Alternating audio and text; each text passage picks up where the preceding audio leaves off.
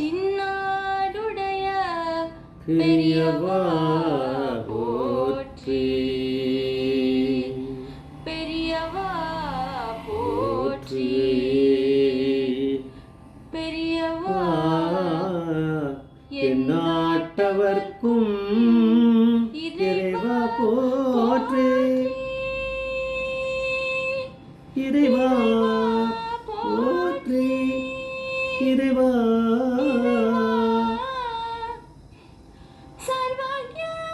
சர்வவ்யாபி மகா பெரியவா சரணம், மகா பெரியவா சரணம்,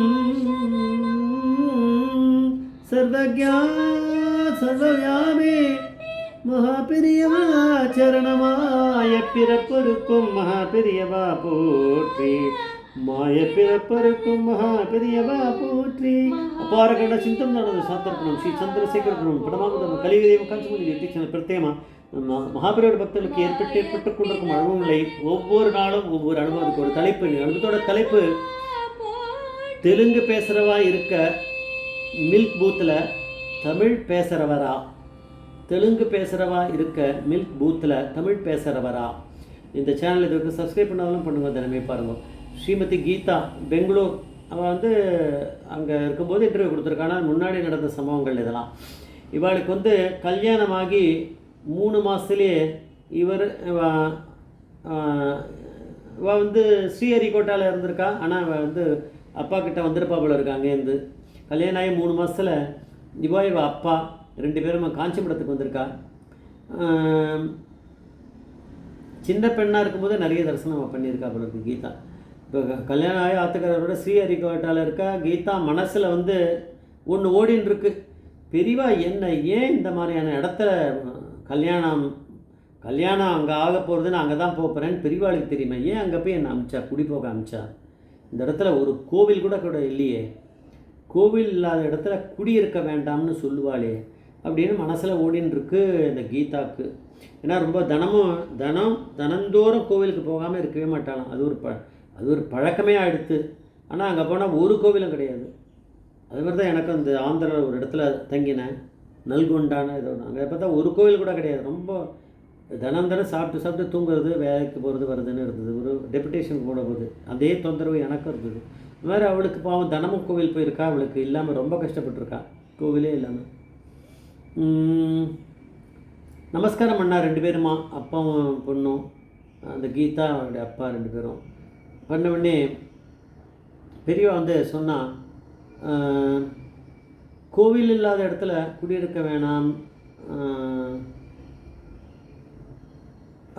கோவில் இடத்துல குடியிருக்க வேணாம்னு சொல்லுவா. வேணாம்பா, நீ இருக்க இடத்துல கோவில் இல்லை. பெரியவா எப்படி சொல்கிறா அப்படின்னா, பெரியவா பரமேஸ்வரனுக்கு மேலே இல்லையா அவர், அங்கே காமாட்சிக்கு நீயே ஒரு கோவிலை கட்டேன் அப்படின்னார். கீதா சொன்னால், இப்போ தான் கல்யாணம் ஆகி 3 மாதம் ஆகுது, எனக்கு அந்த ஊரே தெரியல, பிடிபடலை, ஒரு கோவில் இல்லை, நான் அங்கே போய் என்னத்தை பண்ணுறது அப்படின்னாலாம். பிரசாதத்தை கையில் கொடுத்துட்டு, பெரியவா ஊருக்கு போ, எல்லாமே நடக்கும் அப்படின்ட்டாலாம். நான் எல்லாத்தையும் இங்கேருந்து பார்த்துக்கிறேன் இப்போ அப்படின்ட்டாலாம். மடம் பார்த்துக்கும், போயிட்டு வாங்க. இப்போ நேராக ஸ்ரீஹரிகோட்டா வந்தா.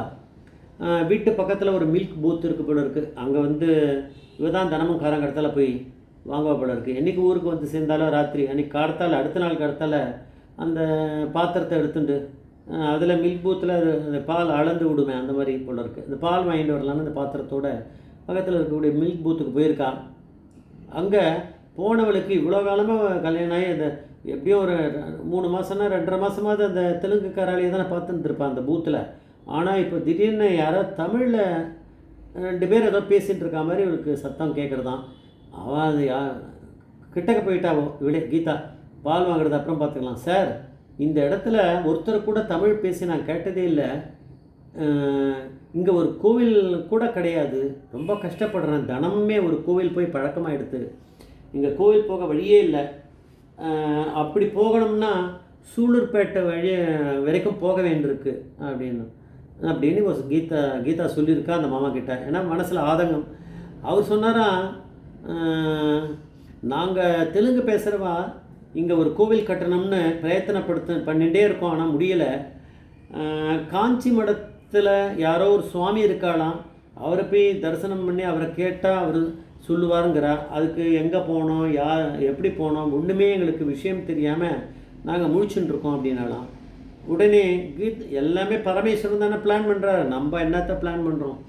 உடனே அவர் சொன்னாலாம், கீதா நான் இப்போ நேத்தோ முந்தா நேத்தோ அது என்னன்னு தெரியல, அது கண்டினியூட்டியில் தானே இங்கே வந்திருக்காகும்.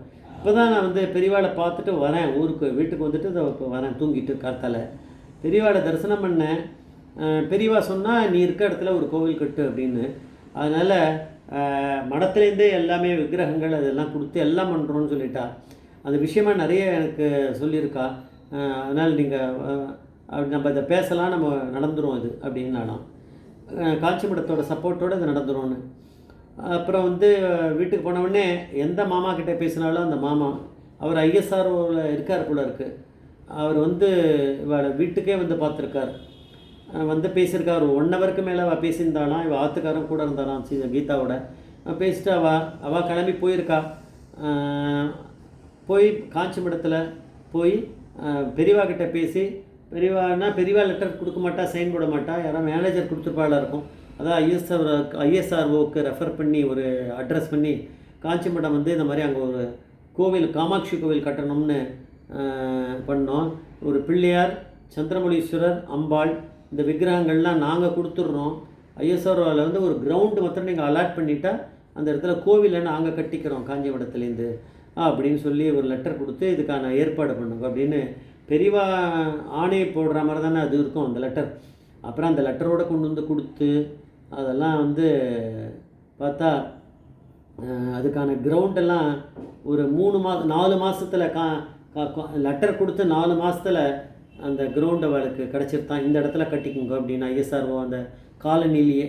அதனால் ஒரு பெரிய கோவில் அங்கே வந்துருத்தான். அதனால் இது எல்லாமே எப்படி நடந்ததுன்னா, இந்த மில்க் பூத்தில் கீதா போன போது மில்க் பூத்துக்கு தினமும் தான் போயின்னு இருக்கோம். ஆனால் மில்க் பூத்தில் அங்கே தமிழ் பேசுகிறவங்களே ஒருத்தர் வந்ததுனால இதனால தான் நான் அதை கொண்டு போய் அதை கரெக்டாக லிங்க் பண்ணுறேன். இதெல்லாம் பெரியவா அனுகிரகம் எல்லாமே ஒவ்வொரு எபிசோடாக இருக்கும். தெலுங்கு பேசுகிறவா இருக்க மில்க் பூத்தில் தமிழ் பேசுகிறவரா அப்படின்னா அவரை அங்கே அனுப்பலைன்னா இந்த வேலை எதுவுமே நடந்திருக்காது இன்றைக்கி.